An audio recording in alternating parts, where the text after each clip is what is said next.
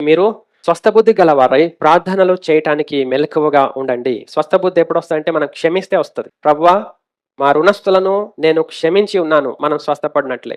మనం క్షమిస్తే మనకు స్వస్థత వస్తది. మనం క్షమిస్తే స్వస్థత వస్తది. ఇంక వేరే స్వస్థత ఎక్కడి నుంచి రాదు.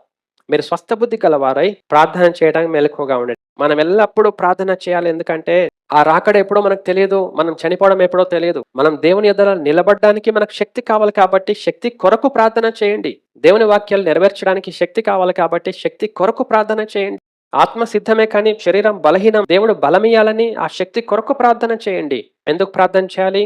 దేవుని సహాయం కొరకు. ఆత్మీయమైన సహాయం. మనం దేవుని పిల్లలుగా జీవించాలి. దేవుడు మనల్ని పోషిస్తాడు, నడిపిస్తాడు. ఈ లోకంలో ఉన్న అవసరతలు, ఈ లోకంలో ఉన్న పరిస్థితుల గురించి మనం ప్రార్థన చేసే అవసరం లేదు.